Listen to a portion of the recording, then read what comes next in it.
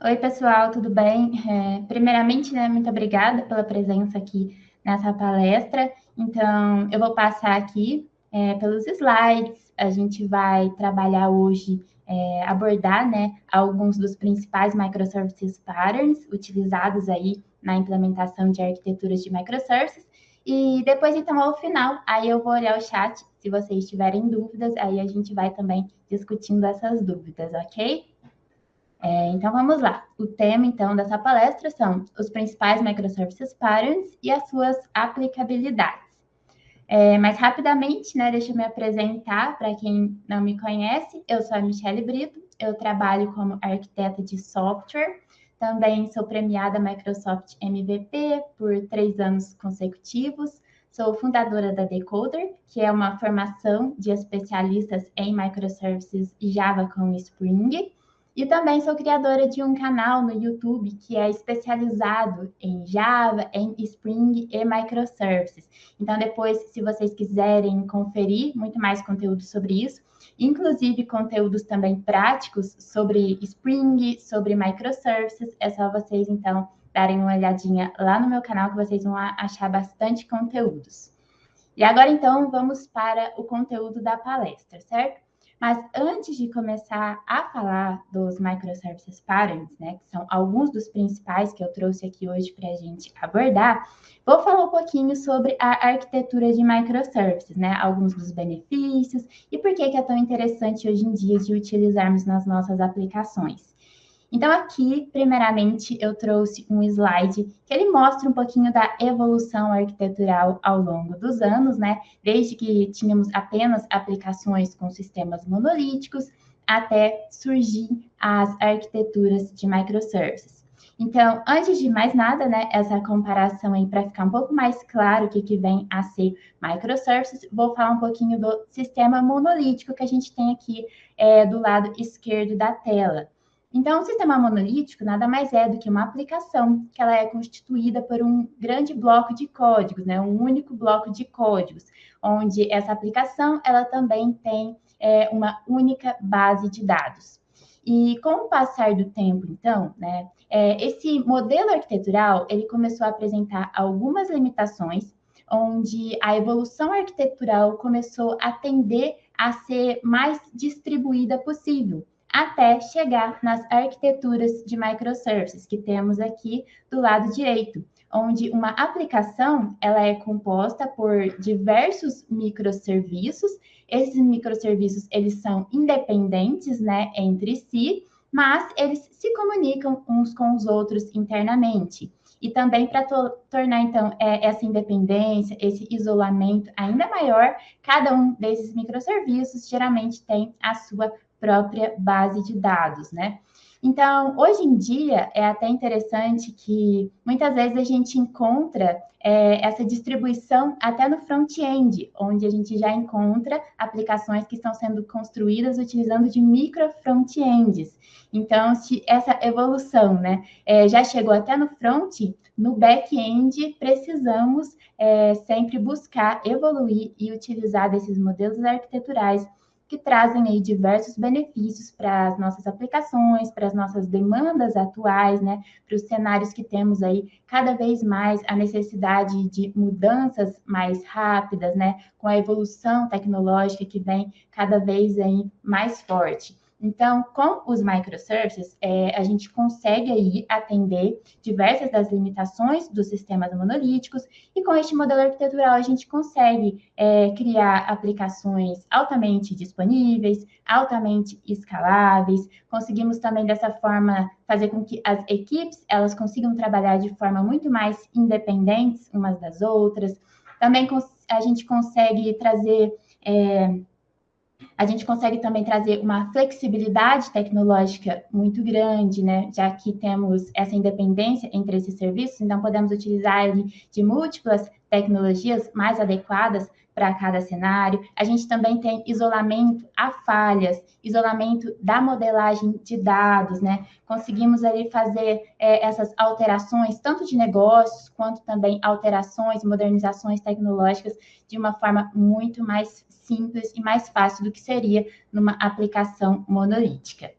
Então, aqui, só para deixar um pouco mais explícito, né? A arquitetura de microservices é um modelo evolutivo. Então, é um modelo que mais facilmente se adapta às mudanças de negócio e também às modernizações tecnológicas. E quanto mais, então, vamos criando as nossas arquiteturas de microservices, vamos também evoluindo, principalmente é essencial que a gente comece a entender, a ter o conhecimento e também a aplicar de boas práticas e padrões, para que dessa forma a gente consiga elevar o nível de maturidade dessa aplicação, né? E fazer com que essa aplicação seja o mais sustentável possível. Então, por isso que é muito importante que a gente tenha o conhecimento das boas práticas e padrões, para que a gente então consiga evoluir e criar essa arquitetura da melhor forma possível. E um conjunto de ferramentas já prontas para solucionar vários dos problemas, né, vários dos desafios das arquiteturas de microservices, são o conjunto de ferramentas que são os microservices patterns. Então, por isso que aqui nessa palestra eu trouxe alguns dos principais, lembrando que tem muitos outros, né?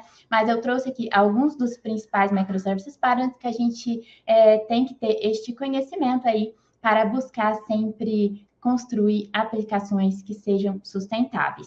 Então, aqui está alguns desses principais microservices que vamos passar aqui ao longo dessa palestra, né? Então, eu vou abordar para que serve, quando utilizar e também mostrar um exemplo da sua aplicabilidade. Como, por exemplo, o API Gateway Pattern, Service, o Registry Discover Pattern, configurações globais, né, externalizadas, log aggregation com relação à observabilidade, base de dados compartilhada ou base de dados por microservices, API Composition Pattern, Event Notification e também Event Carried State Transfer, quando precisamos trabalhar com eventos, né, com comunicações que envolvem eventos dentro da nossa arquitetura, Saga Pattern, entre outras coisas aqui que vamos vendo ao longo dessa palestra.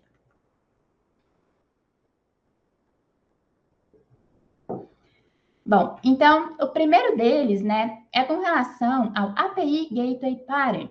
Por que é interessante de implementar este padrão na nossa arquitetura? Aqui eu coloquei uma arquitetura de microservices de forma abstrata, onde temos aqui, levando como exemplo, os microservices A, o Service B, Service C, Service D, né? Eles constituem uma arquitetura de microservice. E agora, então, vamos imaginar, sem antes implementar nem um API Gateway Pattern, como que seria a chamada de um cliente sem utilizar de um componente gateway para isso. Então, vamos imaginar que aqui ao lado a gente tenha um cliente. Esse cliente ele vai precisar acessar diversos recursos, né, dessa arquitetura para renderizar a sua interface para o usuário.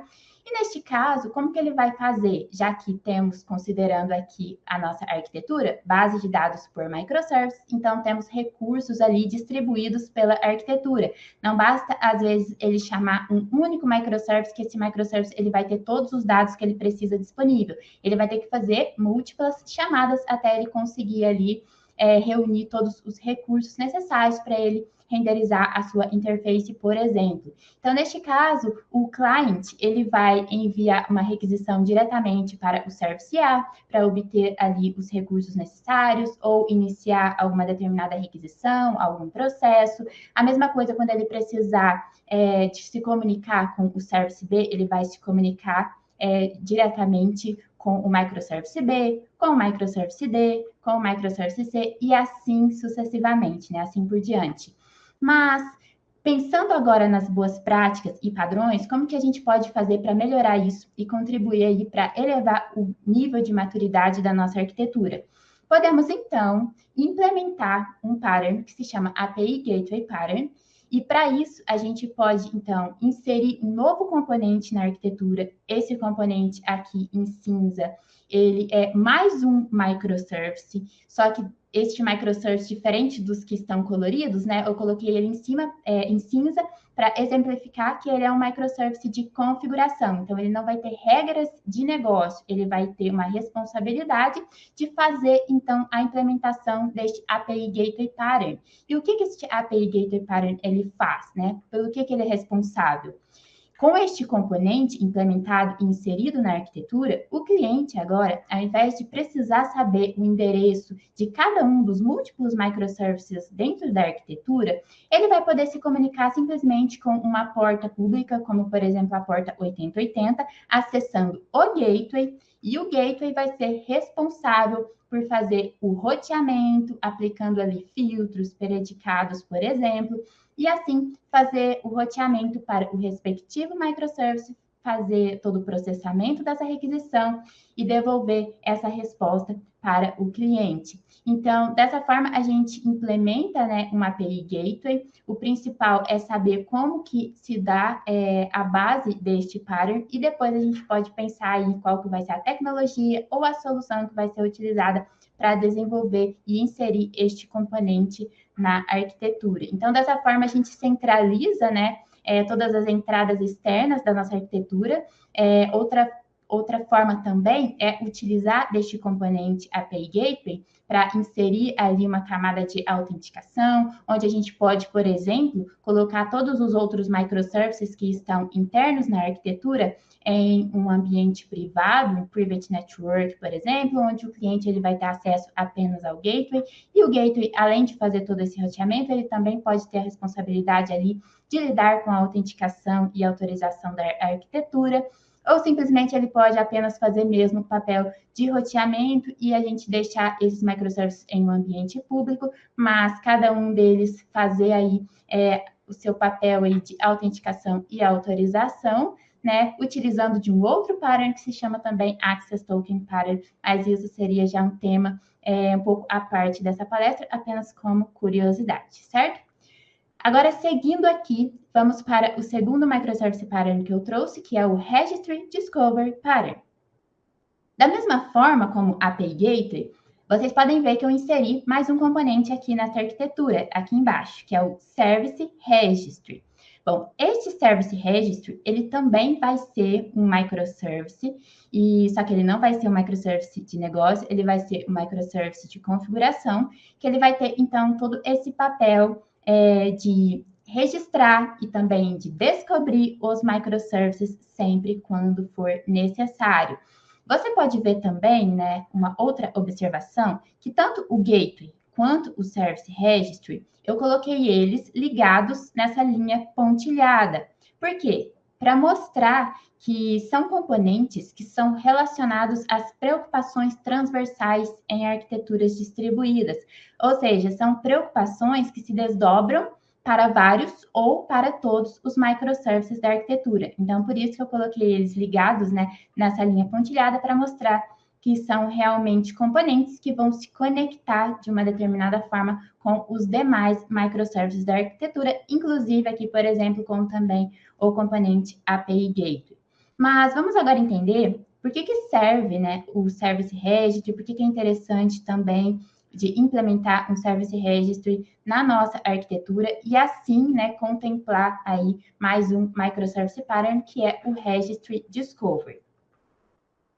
Bom, quando implementamos, então, este padrão, Registry Discovery Pattern, ele se dá em 2 passos. Então, para ficar mais fácil aqui, eu dividi esses passos para a gente passar aqui mais no detalhe cada um deles. O primeiro passo é com relação ao registro. Então, aqui eu coloquei de forma abstrata o microservice A e o microservice B, né? E vamos imaginar que, dependendo em um determinado momento, como esses microservices, eles estão isolados, eles são independentes uns dos outros, né? Como eu disse anteriormente, em determinados momentos tem a necessidade da comunicação entre eles. E como que eles fazem, né, nessa situação? Por exemplo, se o microservice A ele precisasse comunicar utilizando via APIs, HTTP, né, REST, uma comunicação síncrona com o microservice B, como que ele vai reagir diante dessa situação? Porque para fazer uma requisição para o microservice B, ele vai precisar saber de algumas informações para acessar esse microservice, como, por exemplo, qual que é o endereço, né, que ele está disponível, qual que é o domínio, ou qual que é a instância que ele vai enviar para ele responder essa requisição, considerando ali que a gente tem múltiplas instâncias ativas, né, então tem que considerar também o balanceamento de carga. Então, diante de todo esse contexto, né, do Service A ele precisar dessas informações para realizar essa chamada para o Service B, entra aí este componente Service Registry, onde todos os microservices da arquitetura podem se registrar neste componente Service Registry, que vai estar implementando o Registry Discovery Pattern. E assim, quando esses microservices se registram no Service Registry, eles passam a ser os seus clients, né? Então, eles passam a ser clientes. E dessa forma, o Service Registry, ele fica monitorando de tempos em tempos se esses microservices eles tiveram alguma alteração, seja alteração de endereços, ou aqui no exemplo, eu coloquei que o Service B, ele subiu uma nova instância. Então, sempre que tiver essas novas atualizações, né, o Service Registry, por essa conexão de tempos em tempos com os seus clientes, ele vai ser avisado dessas alterações e assim ele vai ter, então, todas as informações necessárias com relação a esses microservices, a todos os microservices que são os seus clientes. E dessa forma, né, o que acontece? Aí vem o segundo passo, que é a descoberta, o discovery. E agora, então, vamos voltar lá no cenário onde o Service A ele vai precisar se comunicar com o Service B em determinado momento. Anteriormente, se a gente não tivesse implementado este pattern, para o Service A se comunicar com o Service B, por exemplo, ele teria que ter um endereço fixo ali no seu código, né, para enviar essa requisição para o Service B e o Service B responder com os dados, com os recursos necessários. Mas agora a gente traz uma forma muito mais dinâmica do Service A ter essas informações do Service B de forma mais dinâmica e também de forma atualizada. Então, como ele está ligado ao Service Registry, antes de enviar uma requisição para o Service B, ele já tem, então, o contato com o Service Registry, né? E ele, então, já tem todas essas informações necessárias para ele enviar a sua requisição para o Service B, já considerando até, por exemplo, o balanceamento de carga, considerando que o Service B tem múltiplas instâncias ativas. E assim, de uma forma muito mais simples, de uma forma muito mais dinâmica, o Service A, ele rapidamente pode enviar a requisição para B, B vai processar essa requisição e responder para o Service A com as informações solicitadas, certo? Então, o Service Registry, ele também envolve as preocupações transversais, como eu disse anteriormente. Então, além dos microservices de negócio se registrarem, serem os seus clients, até os microservices de configuração, como API Gateway, por exemplo, também pode se conectar no Service Registry e ser também um client. E sempre que ele precisar, então, dessas informações, o Service Registry vai dispor já dessas informações de forma atualizada e também de forma dinâmica. Agora, um outro microservice pattern que vamos comentar é com relação ao Global Config, né? As configurações externalizadas. Mas antes de mostrar a importância deste microservice pattern, vamos primeiro analisar o seguinte cenário. Temos aqui os microservices de negócio, agora considerando mais dois microservices de configuração, que é o Service Registry e o API Gateway. E considerando, então, a nossa arquitetura, né, que ela tem múltiplos ambientes, por exemplo, ambiente de dev, ambiente de produção, prod, de homologação, né? Vamos ter múltiplos arquivos com propriedades aí desses vários ambientes. Então, aqui eu simulei em cada um desses serviços, né, esses arquivos, para exemplificar que cada um desses microservices, eles têm configurações distintas aí para os seus múltiplos ambientes. E considerando que temos vários microservices, aqui no nosso caso a gente só tem 6, né, a princípio nesse exemplo. Mas em uma arquitetura de microservices, a gente pode ter dezenas ou até centenas de microserviços. Então, como que a gente pode melhorar tudo isso, todo esse gerenciamento aí dessas propriedades, dessas configurações, considerando múltiplos ambientes? Para isso, a gente conta, então, com um Microservice Pattern, que é o Microservice Pattern de configurações externalizadas. E como que a gente implementa mais este pattern na nossa arquitetura? Podemos inserir um novo componente, que também vai ser um novo microservice de configuração. Aqui embaixo eu coloquei ele, né, destacado em amarelo, que é o nosso config server aqui neste exemplo. Então, ao invés de deixarmos todas essas múltiplas configurações de múltiplos ambientes em cada um dos microservices, podemos, de uma forma muito mais elegante, centralizar essas configurações e atribuir essa responsabilidade de gerenciamento dessas propriedades para este config server, que também é um microservice relacionado às preocupações transversais. Então, assim como o Service Registry, o Config Server também está ligado aqui neste pontilhado, né? Passando aí por todos os microservices da arquitetura. Então, tanto os microservices de negócio quanto os microservices de configurações podem entregar as suas propriedades para o componente Config Server fazer todo esse gerenciamento. E o Config Server geralmente utiliza do Git, então, para fazer todo esse armazenamento e também controle de versões. E é interessante que, dependendo do nível das propriedades que a gente precise alterar em determinado momento, não é necessário parar o microservice para fazer essa alteração. Basta alterarmos os arquivos do próprio config server e ele, então, vai fazer essa atualização e a arquitetura vai continuar funcionando normalmente. Então, inserir mais esse microservice pattern na arquitetura, a gente consegue aí trazer também, aumentar o nível de maturidade, né? Trazer uma melhor manutenibilidade e assim, sempre buscando aí uma arquitetura o mais sustentável possível. Outro microservice pattern também que é muito interessante de ser inserido e implementado na arquitetura e também importante é com relação ao Log Aggregation Pattern, que está relacionado diretamente com observabilidade, né? Porque quando temos uma arquitetura com diversos microservices, implementar de observabilidade é importantíssimo para que a gente tenha o controle, né? Para que a gente tenha o monitoramento dessa arquitetura e consiga ali lidar da melhor forma possível e reagir também quando ocorrer algum tipo de falha. Então, aqui eu trouxe um dos microservices patterns que fazem parte aí de observabilidade, que é o Log Aggregation Pattern. Mas, antes de mais nada, vamos analisar aqui a arquitetura sem este pattern implementado, né? E depois, como que a gente pode melhorar isso tudo com a implementação deste pattern. Então, uma arquitetura de microservices, aqui eu simulei, né, que os microservices de negócio, eles têm alguns arquivos de logs, porque a todo momento, né, está acontecendo processos, requisições, e com isso vão sendo gerados múltiplos logs nos múltiplos microservices. E se fosse, então, para a gente gerenciar todos esses logs de forma isolada em cada um dos microservices, isso seria um trabalho bem complexo, considerando aí principalmente o número de microservices presente na arquitetura. Então, como que a gente pode melhorar isso, né? Para trazer um controle bem mais minucioso, um controle melhor dessa arquitetura, né, com relação aqui a esses logs.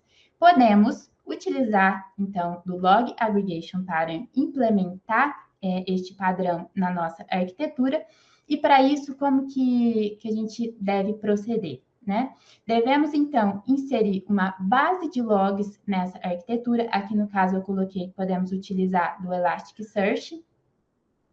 E integrar essa base na arquitetura como um todo, onde todos os microservices, conforme eles forem, então, gerando esses múltiplos logs, eles vão enviando esses logs para essa base central do Elasticsearch, e ali, então, a gente vai conseguir, de uma forma mais detalhada e também organizada, ter o controle do que está acontecendo na arquitetura. Podemos, então, também definir alertas, entre outras coisas que fazem com que esse controle ele seja ainda maior, né?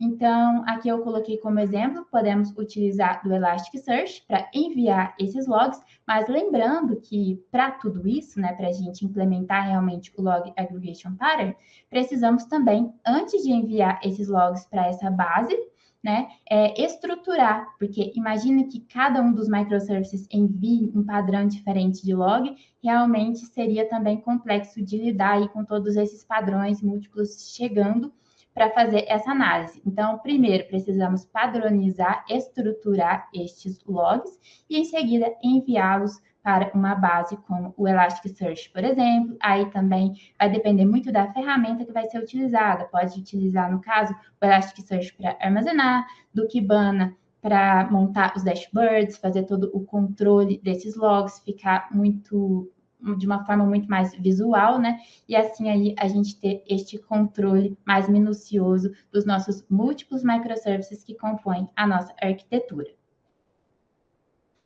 Bom, agora, um próximo microservice pattern que eu quero falar aqui é com relação à base de dados compartilhada.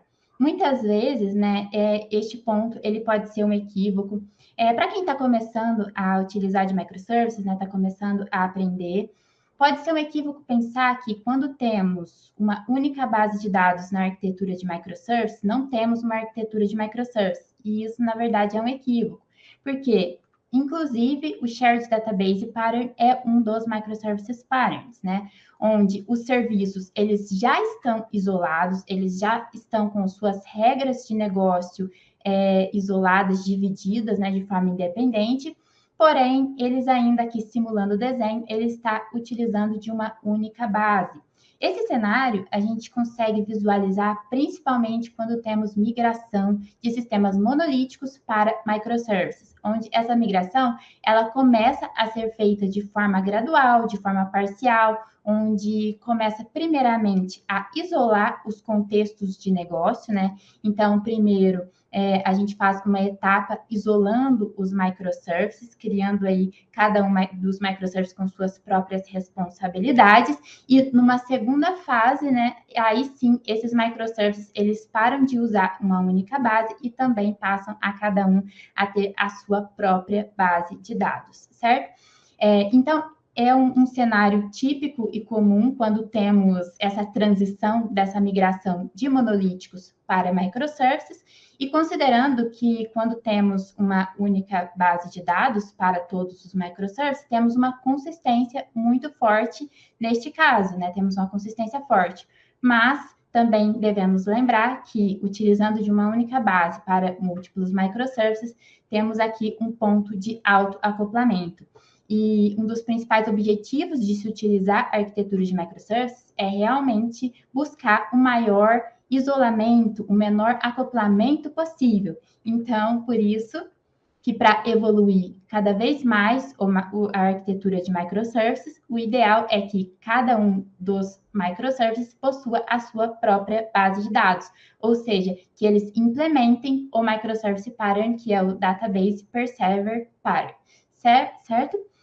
Então, aqui, pessoal, já coloquei aqui que cada um dos microservices, eles têm a sua própria base, e com isso temos também uma grande vantagem. Primeiro, temos o isolamento da modelagem de dados, ou seja, se o Service A alterar algum mapeamento de dados, isso não vai impactar na modelagem de dados do Service B, ou do Service C, ou do Service D, porque eles têm bases de dados separadas, né? Bases de dados por serviço.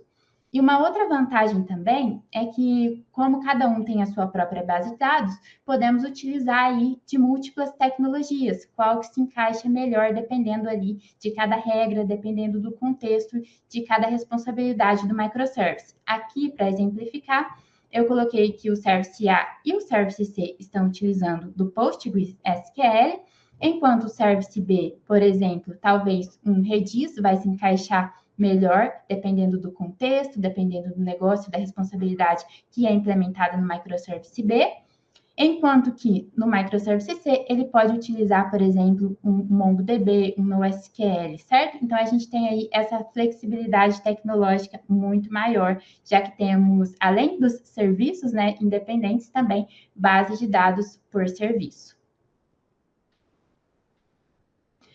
Bom, então agora seguindo aqui com os microservices patterns, né? Mais um microservice pattern que a gente vai exemplificar aqui é o API Composition Pattern.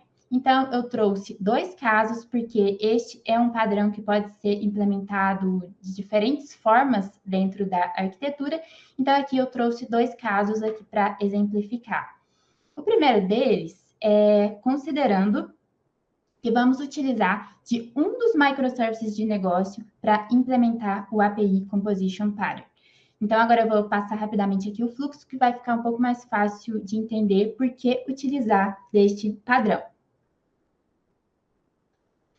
Vamos considerar aqui, então, que o cliente ele vai enviar uma requisição para a nossa arquitetura, pedindo, solicitando um relatório. E esse relatório, o Service A vai receber inicialmente essa requisição, porém, como temos base de dados por serviço, o Service A ele não tem todos os dados necessários para montar esse relatório e enviar para o cliente. Então, vamos aplicar aqui o API Composition Pattern, né? Vamos implementar este padrão no Service A, onde o Service A ele vai fazer uma união de recursos, fazendo consultas internas nos demais microservices que forem necessários, aqui no caso o Service B, o Service C e o Service D, vai reunir esses recursos, montar este relatório e, em seguida, enviar essa resposta para o cliente. Então, nesse caso, fizemos aqui, aplicamos, né, o API Composition Pattern no microservice de negócio Service A. E agora, um segundo cenário que também podemos utilizar para implementar este microservice pattern é utilizar de um componente na arquitetura específico e exclusivo para isso, com essa responsabilidade. Então, aqui no caso, eu coloquei ele destacado em amarelo, né? Mais um componente que eu chamei de API Composer, que ele vai, então, reunir todas essas informações, ele vai criar uma composição dessas APIs, reunir essas informações, esses recursos e enviar a resposta para o cliente. Então, considerando aqui o mesmo fluxo, o cliente vai enviar uma requisição, o gateway vai receber, vai rotear para esse componente API Composer e ele, então, vai fazer as chamadas a todos os microservices necessários, que ele precisa reunir estes recursos, vai montar toda essa resposta, toda essa estrutura e vai devolver para o cliente. Mas aqui eu trouxe apenas dois casos, mas lembrando que a API Composition Pattern pode ser implementado também do lado do cliente, pode ser implementado aqui no próprio gateway, né? No próprio componente gateway, que além então de implementar o API Gateway Pattern, também pode implementar o API Composition Pattern, pode também utilizar de um dos microservices da regra de negócio para isso, ou utilizar de um componente específico com essa responsabilidade de composição de APIs. Ok, então agora vamos começar a falar sobre alguns dos microservices parents que podemos utilizar quando temos comunicações assíncronas utilizando de eventos, seja eventos de comandos, né, mensageria, quando temos também a utilização de brokers. Então, sempre que temos que implementar estes modelos de comunicações na nossa arquitetura de microservices, também temos microservices patterns específicos para isso, para que a gente, então, implemente as boas práticas, implemente esses padrões e, de novo, né, reforço, consiga elevar cada vez mais a maturidade da nossa arquitetura. Então, o primeiro deles, né, com relação a eventos, event-driven, com relação ao Event Notification Pattern. Então, vamos ver como que podemos implementar este microservice pattern de eventos na nossa arquitetura de microservices. Aqui, então, novamente, utilizando dos nossos exemplos, Service A, B e C, vamos imaginar que o nosso Service A, agora, ele seja um serviço que ele faz todo o gerenciamento de usuários da arquitetura. E ele acabou de receber, então, o post de um novo usuário. Primeiramente, ele vai salvar este novo usuário na sua base, já que é ele que faz todo o controle, né, de gerenciamento de usuário da arquitetura. Mas lembrando que, em determinados momentos, como temos base de dados por microservice, então todos os dados estão distribuídos pela arquitetura, vamos precisar, em determinados momentos, realizar a sincronia destes dados, realizar a replicação destes dados para manter a consistência juntamente com a alta disponibilidade em uma arquitetura de microservices.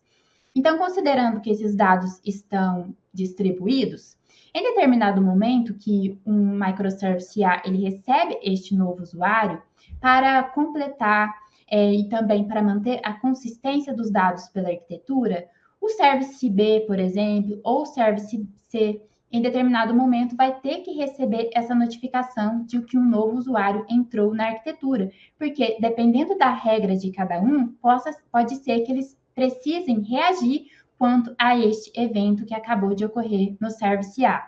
Então, temos duas formas de notificação via eventos pela arquitetura. O primeiro delas é utilizado um Event Notification Pattern, ou seja, utilizar de eventos de notificação apenas.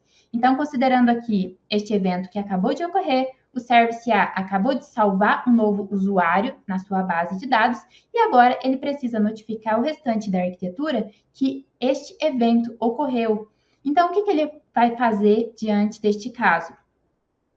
Ele vai produzir uma mensagem, né? Uma mensagem de notificação avisando o restante da arquitetura que um usuário acabou de ser salvo. Então, aqui eu coloquei Event Notification, né? E como estamos utilizando de comunicação assíncrona, ele pode utilizar, então, de um broker. Então, ele envia essa notificação, esse evento de notificação para um broker.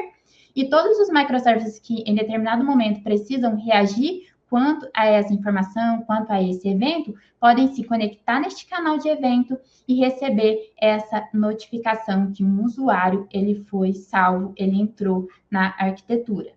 E agora aqui vamos imaginar que o Service B, né, quando ele recebe este evento, que um novo usuário entrou na arquitetura, ele precisa enviar uma notificação de boas-vindas para esse usuário.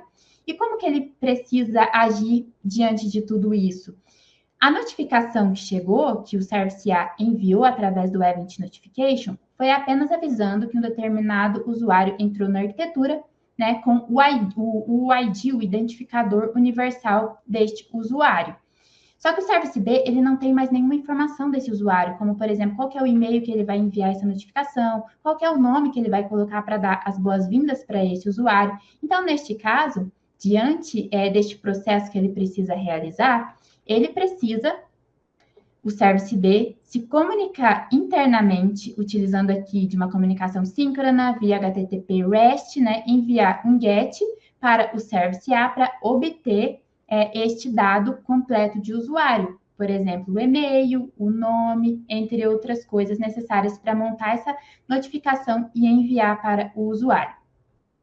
Então, neste caso, a gente tem aí, estamos já trabalhando com eventos, né? É uma forma de implementar o Event Notification Pattern, só que aqui a gente tem alguns pontos a considerar.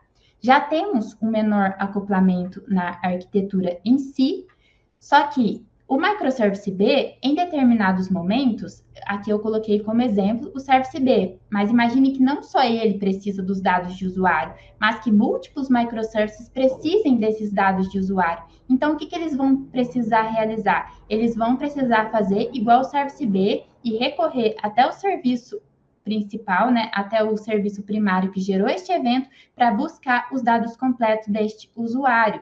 E assim a gente pode considerar aqui, né, temos que tomar cuidado para não sobrecarregar o Service A e assim prejudicar a disponibilidade da arquitetura como um todo. Então, como que podemos melhorar ainda mais, né, a maturidade dessa arquitetura, utilizando também de padrões de microservices parantes de eventos? Para isso, temos um outro microservice pattern que também é relacionado a evento, que é o Event Carried State Transfer Pattern. Bom, vou aqui primeiramente passar pelo fluxo, porque assim vai ficar um pouco mais fácil de entender, né, a diferença entre o Notification e o State Transfer, certo? Mas, de modo geral, O Event Notification, ele envia apenas uma notificação que um usuário, por exemplo, entrou na arquitetura. Já o Event Carried State Transfer, além de notificar, ele vai também transferir o estado deste recurso atual, ou seja, do recurso usuário que acabou de ser salvo, e assim a gente vai conseguir uma disponibilidade ainda maior. Bom, então vamos seguir aqui. O Service A ele vai receber o mesmo post para salvar um novo usuário. Ele vai salvar este usuário completo, porque é ele quem faz o gerenciamento deste usuário, né? Então, ele possui a tabela de usuário completa, com o User ID, nome, e-mail, endereço, status e todos os outros campos que um usuário possui na sua regra de negócio. E depois, então, de salvar este usuário, ele vai produzir também uma mensagem com a intenção de evento, de avisar o restante da arquitetura que este novo usuário ele foi inserido, né, na plataforma. Só que dessa vez, ao invés de enviar apenas uma notificação contendo ali um identificador deste usuário, ele vai enviar o estado deste usuário. Ele vai, então, transferir o estado deste novo usuário, enviando, então, as informações relevantes para o restante da arquitetura. E assim, os microservices que precisarem reagir quanto a essa informação, a este evento, vão se conectar neste canal de eventos e vão receber agora não só uma notificação, mas eles vão receber o estado atual deste recurso. E assim a gente pode utilizar da técnica de replicação de dados dentro da arquitetura para a gente, então, conseguir atingir a sincronia e também manter a consistência. Mas essa replicação, a gente tem que lembrar que vai ser uma replicação parcial, porque o microservice que possui todos os dados de usuário, e realmente faz sentido, porque é ele que faz todo o gerenciamento de usuários, é o Service A. Agora, quanto ao Service B e o Service C, eles podem replicar estes dados de usuários, esses dados parciais, apenas os dados que realmente eles vão precisar para fazer ali determinado processamento, determinada operação. Então, para ficar um pouco mais fácil de entender, vamos aqui voltar ao fluxo, né? O Service B e o Service C, eles receberam essa informação, este evento, com a transferência de estado de usuário, e assim eles podem salvar, replicar este dado de usuário de forma parcial.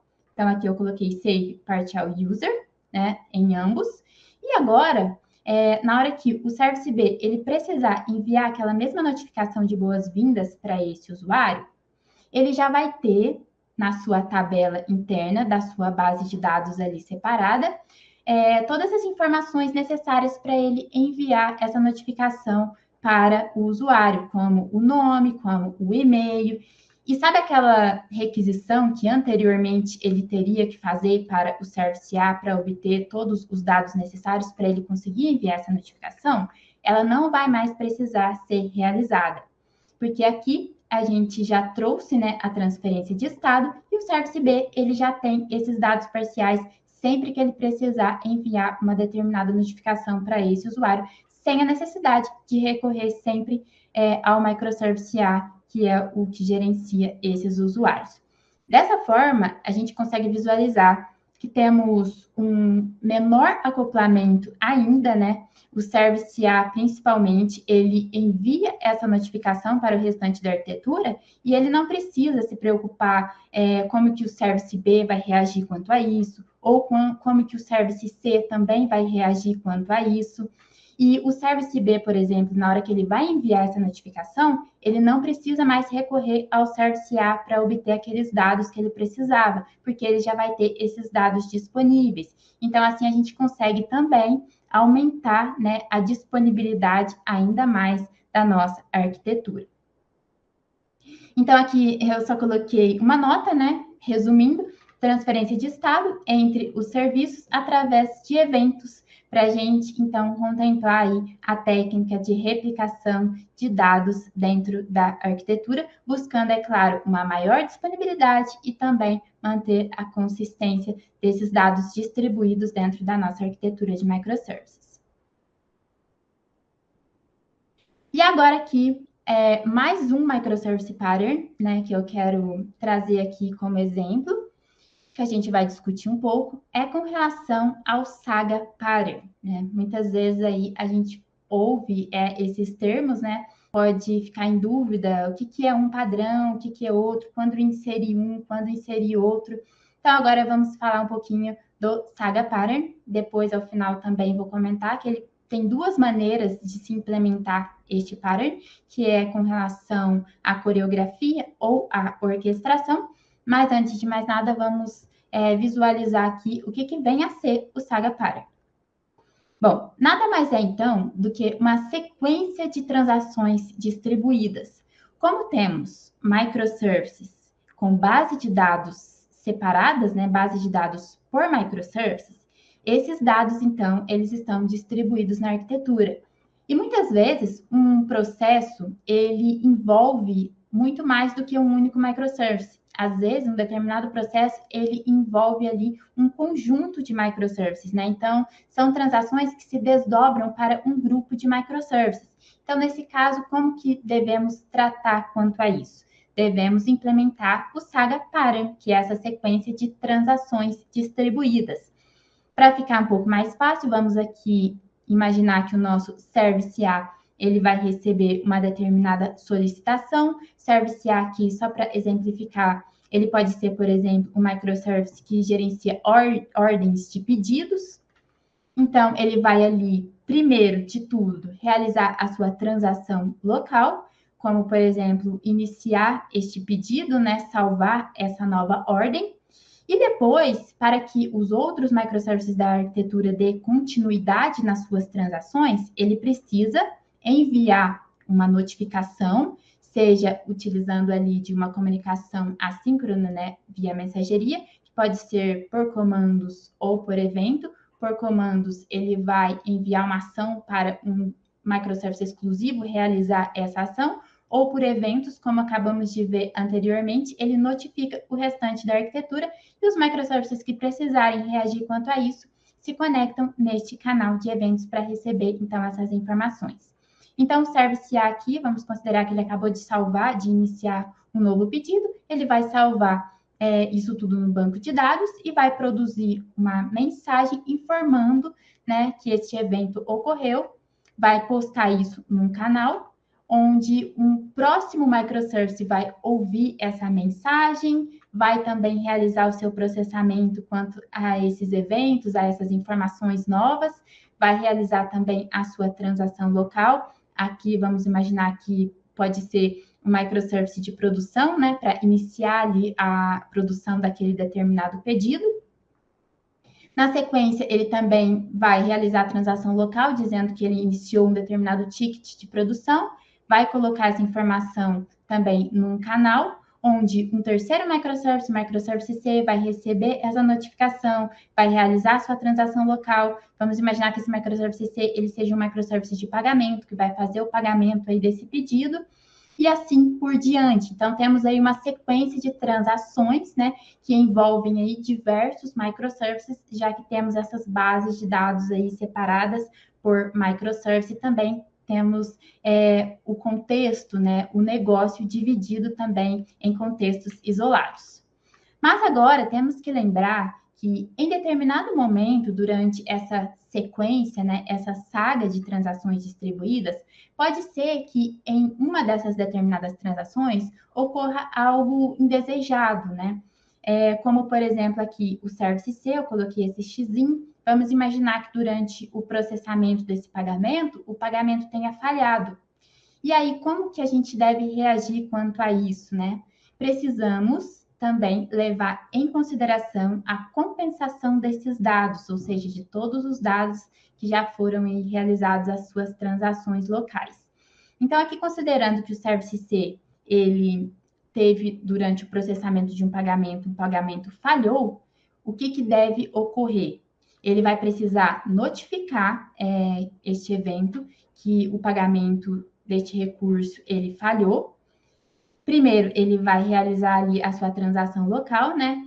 Dizendo na sua base de dados que este pagamento falhou, vai produzir este evento e todos os microservices que realizaram uma determinada transação quanto a este recurso vão ter que receber essas informações e compensar os dados do seu recurso atual, No caso aqui, o Service D, por exemplo, ele tinha aberto o ticket para iniciar a produção, aí ele vai ter que cancelar esse ticket, já que ele não vai poder produzir, sendo que o pagamento não foi feito.